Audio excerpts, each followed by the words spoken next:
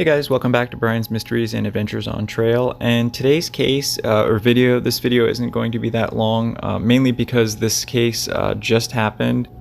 I was planning on covering a case about a woman who had gone missing in another part of Alaska up near the Pioneer Trail, but she was subsequently rescued. And since this case just happened and I just read about it and it's very pressing, I wanted to get this video out. Today we're going to be talking about the missing hiker Joseph Clayton, who went missing up in the Juneau, Alaska area, and this literally just happened last Friday.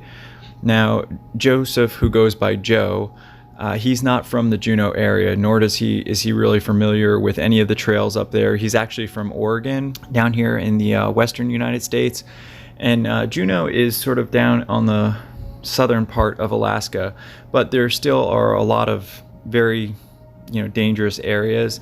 Don't get me wrong, Alaska is an absolutely beautiful place to visit. It's a beautiful place to go and explore, but it demands a lot of respect, more so than really any of the southern 49 states, because Alaska is just so vast. I mean, it really is the final frontier, and there's snow in places year round. There's grizzly bears, black bears, there's moose, and a lot of areas there aren't people for hundreds of miles. Now, he was last seen on Threadneedle Street. He was up there visiting his father in Juneau. He was planning on taking a day hike, and he was last seen around 7:30 in the morning last Friday. He was seen leaving his father's house, and he was thought to be headed to the Perseverance Trail, where he was going to be taking a day hike. However, later on, when he never showed up back home, his father went out and started looking for him. Now, Joe is a white male. He's 6'2", weighs about 220 pounds, and he was last seen wearing a jeans and t-shirt and carrying a light colored backpack.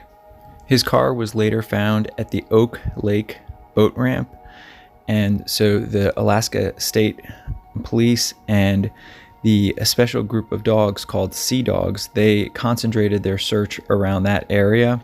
These sea dogs are apparently especially trained to be able to pick up scents in high weather areas, around water and humidity, that kind of thing. And unfortunately, after a couple of days of searching, they were unable to pick up his scent anywhere in or around that area. And as of now, the state police have called off the search. I'm not really sure why after only a couple days it's been called off, but I believe it's because what they said in the press release was because they found no other signs that Joseph Clayton was in that area, but they said that they would resume active searching if they had any more leads or any more information. And the family did reach out to the public and ask for help. That's why I wanted to make this video, just to get it circulated on social media. And the more people that obviously see his face and know that he's missing, it's possible that he attempted to do this hike and was injured. Alaska is just such a vast, it can be a very brutal climate, and the temperature and weather can change on a dime. The case did have a big break yesterday, August 25th, 2021. His keys, backpack, and binoculars were found in a wooded area off of the Mendenhall Loop Road, commonly known as the Back Loop, between the University of Alaska Juneau campus entrance and the Oak Bay roundabout, which is the area where his car was found.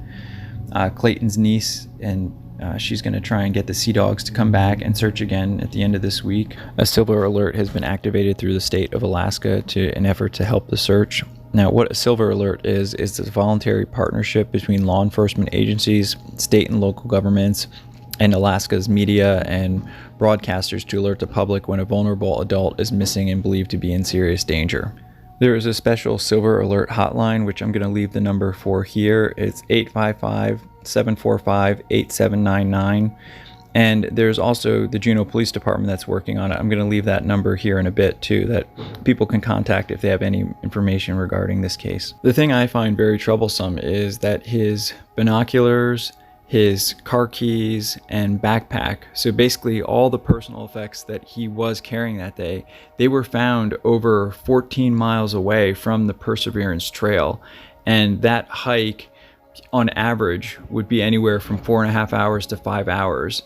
And it's unclear as to why he would have been all the way over there, unless he never made it to the Perseverance Trail in the first place. It is definitely very disconcerting, and Like I said earlier, because they found those items there, the police and his family, well, the police have called off their search, which is why I wanted to make this video, because I think they only did a search for 2 or 3 days, and I can imagine the family is going crazy with worry. So I just wanted to try and help any way I could. I know the family was hoping to get the sea dogs back out there this week, and I mean, this literally just happened last Friday, so it hasn't even been a week since he's gone missing.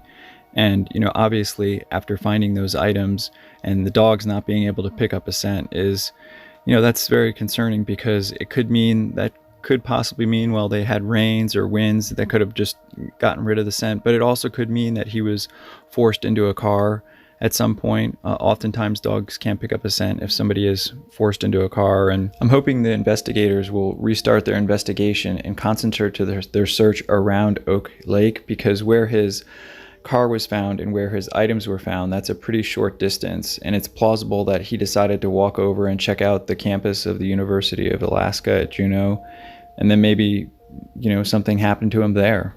It's hard to say. That's pretty much all the information I have on this case. Just a quick review. Like I said, he went missing at around 7:30 a.m. on August 20th, 2021 this year. He was leaving his father's house on Threadneedle Street, which is in Juneau, Alaska. Juneau is the capital of Alaska, and it's in the southern part of Alaska. Just this past Tuesday, so a couple days ago, his items were found at the University of Alaska Juneau campus. And I'm going to have all this information in the description, and the phone numbers of both the Silver Alert and the Alaska State Troopers that you can call if you are in the Alaska area, and or if you have any information regarding this case that might be helpful. His car was later found at the Auke Lake Boat launch.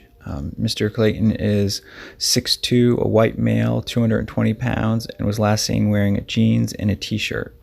As far as I know, the official searches have been called off, and it's just his family and friends that are doing private searches right now.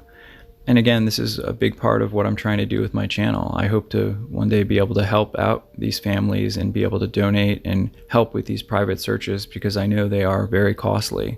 And in cases like this, where we learn about them very early on and we have certain clues, like we know where his car was found, we know where his items were found, that really does help anybody who's out there searching in their efforts to find the person.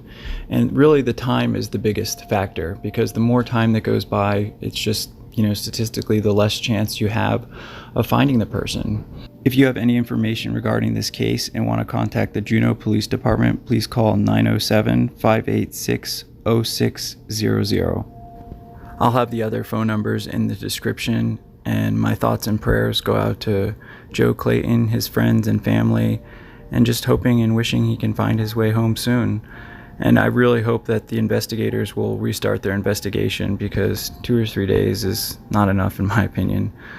So hopefully that'll happen. And I want to thank everybody for watching, as always, and special thank you to Coag.ag for the music.